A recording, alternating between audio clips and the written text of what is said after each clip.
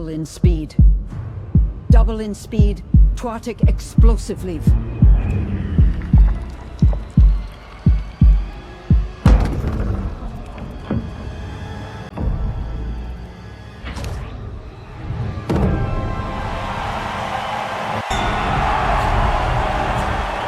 AI short films usually fall apart the moment you try to connect the shots. The character's face changes between scenes, the arena suddenly looks like a different building, the motion feels stiff and robotic, and the worst part? Fixing one bad moment can destroy the clip you already liked. This 6-scene short film, the one you're watching right now, was built entirely inside CapCut PC using the Seedance 2.5 AI video generator. So if you've been searching for how to make AI videos that actually feel like one connected story, not just a pile of random clips, stick around. I'm going to walk you through the complete workflow, step by step, from generation and scene control, all the way to targeted editing and the final export. This is Seedance 2.5 used as a real AI filmmaking tool, not just a short clip generator. Let's get into it.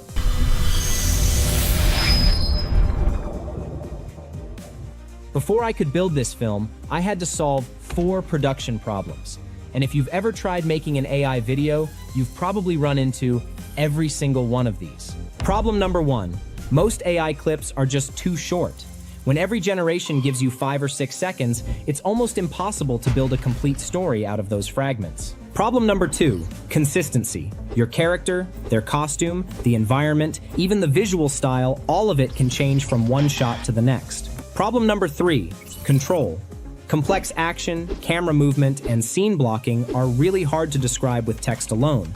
You can type epic fight scene all day, but the model doesn't know exactly what you're picturing. And problem number 4, one wrong detail can force you to regenerate an entire scene and lose everything that was already working. And here's the thing, even after you solve all 4 of those, the generated clips still need captions, sound design, music, transitions, pacing, and final assembly. Raw AI footage is not a finished film. So this workflow has 2 stages. Seedance 2.5 handles the generation and the visual revisions, then CapCut PC handles the multi-track editing and the final output. And the best part? Everything stays inside the CapCut PC workflow. No exporting, re-importing, or jumping between 5 different tools. Alright, before we start, one quick but important thing. Use the designated CapCut PC link in my description. I've also pinned it in the comments so it's easy to find. Download it, install it, and open a new project. Now, inside CapCut PC, come to the Media tab. Here you will find several options. Select the Generate tab. You will find 3 options here: AI Image, Video, and AI Dialogue Scene. We have to select the AI Video option. This is the AI Video Generator interface. At the top you will find the reference options like Image to Video, Omni Reference, Text to Video, and Multiframe. We will use the Omni reference today. Then we have the prompt box. Here we can enter the prompt and add the references. At the bottom you will find all the AI video models. You will find all the Seedance models along with the latest Minimax H3. However, today, I will use the Seedance 2.5 model. And make sure you're using CapCut PC for this, the desktop app. This tutorial does not use the CapCut web workflow, so what you see on my screen is exactly what you should see on yours. Okay, setup done. Let's solve problem number 1. The first problem is fragmented storytelling. When every generation gives you only a few seconds, you end up spending more time stitching clips together than actually developing your story. It's frustrating, and honestly, it kills your creative momentum.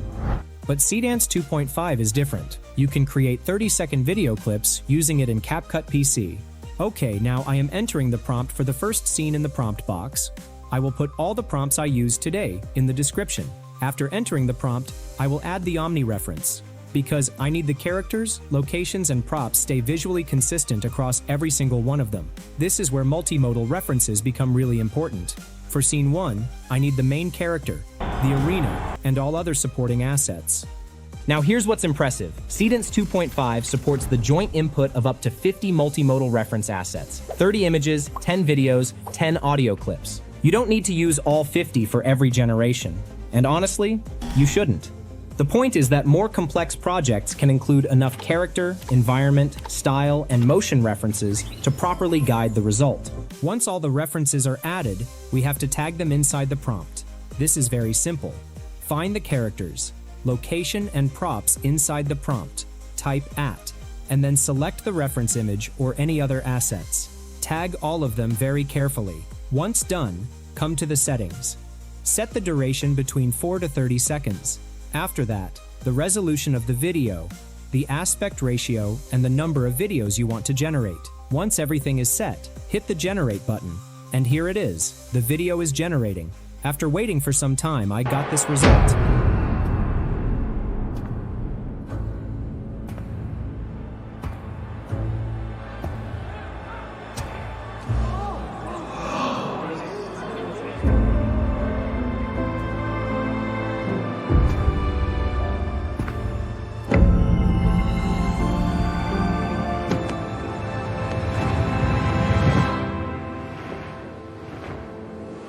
Look at this, the entrance, the crowd reaction, the camera movement, the emotional buildup.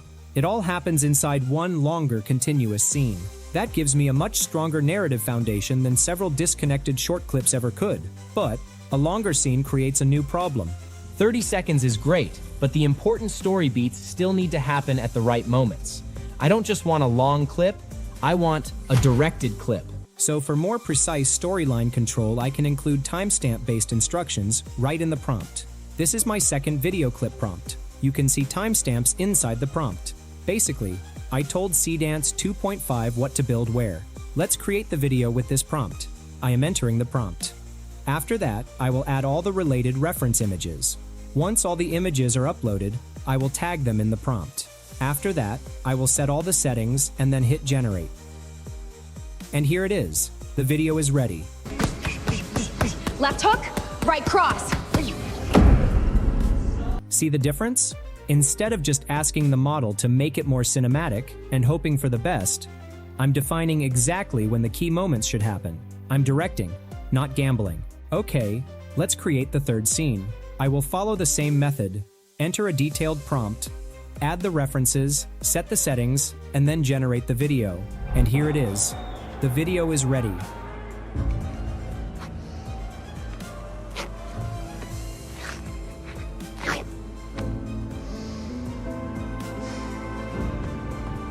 This is amazing. We have the same characters, locations, and vibe. All of these were possible for detailed prompt and omni references. But here's an important limitation to understand. Using timestamps and references, we can control the appearance and time frame.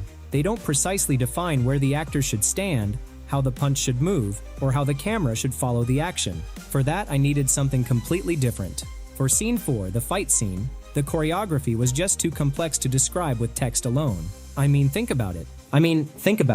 How do you type out an exact camera path, two characters' body positions, and the timing of a punch all in one prompt? You can't. So instead, I used a 3D white model reference video. A simple, untextured 3D animation that already contained the camera framing, the character poses, and the motion path I wanted. This is what it looks like. No textures, no lighting, no style, just pure blocking and movement. I uploaded that reference clip, added my character and arena references, and then described the final cinematic style in the text prompt. And here's the result. The camera moves the way I planned, the poses match. The action flows the way I choreographed it. Now let me be clear about the distinction here, because this trips a lot of people up. The character sheet, the front, side, and back views, that guides appearance. It's a multimodal image reference. It is not a white model. The 3D white model reference video is what guides the blocking, the poses, the framing, and the movement. Two different tools, two different jobs. And using the correct reference for each job gives me way more control over the action, without relying entirely on a long, complicated text prompt. So now the choreography is under control, but I still have one separate shot, a boxer filmed on green screen, that needs to be placed into the arena. For the boxer insert, I started with a prepared green screen source clip, and then used a simple text prompt to replace the background with the boxing arena. That's it. No frame-by-frame masking, no rotoscoping, and no arranging another location shoot just to get the right background. It also gives me a huge creative advantage. I can test different arena backgrounds while keeping the exact same performance. Just change the prompt. Now, I'll be honest, I still inspect the edges and the lighting before I use the result. It's a starting point, not a magic button, but it's a much faster starting point for the composed than anything I do manually. So at this stage, the individual shots are working, but there's a problem with Scene 5. the slow motion punch. It ends just as the story reaches its most important moment. Right at the climax, it just stops. Normally, extending that moment would mean generating a brand new clip, and then just hoping the character, the arena, the lighting, and the camera movement all still match. Spoiler, they usually don't. Instead, here's what I did. I selected the existing clip and used AI Extend. I dragged the extension point and added a prompt describing how the slow motion punch should continue, into the crowd reaction and the final impact.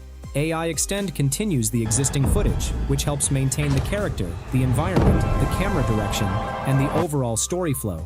It's building on what's already there, not starting over. And here's a number worth remembering. A 30-second base video can be extended twice, reaching a maximum total length of 90 seconds. 90 seconds. From one generation.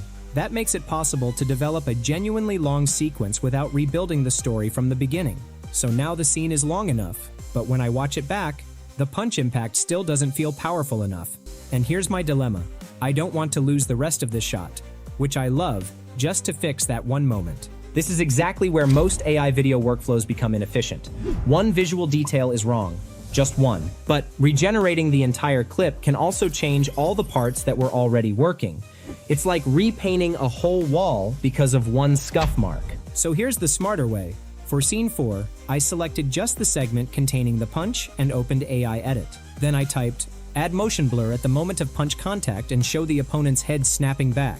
CapCut generates a revised version of that segment and replaces the original segment right on the timeline.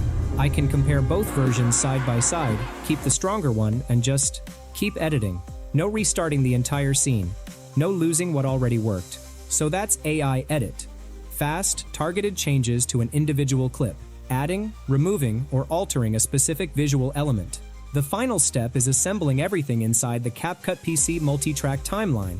This is where it stops being AI clips and becomes an actual film.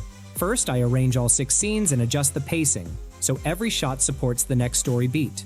No dead air, no rushed moments. Then I add captions, and I time the final line. This actually happened.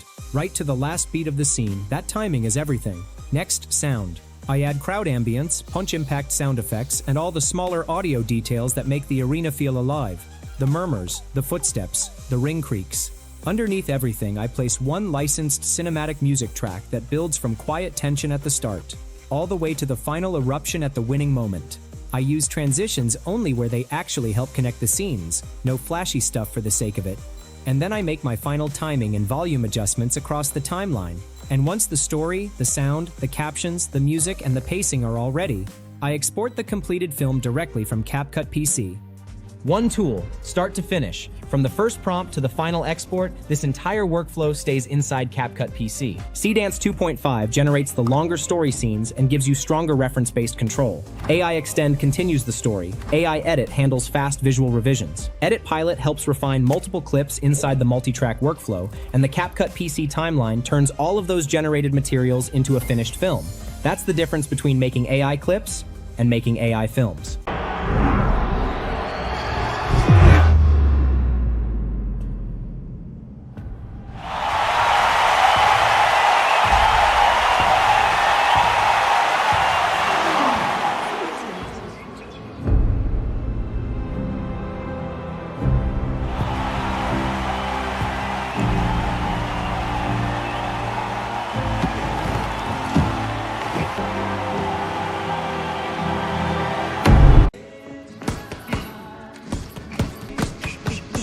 Left hook, right cross.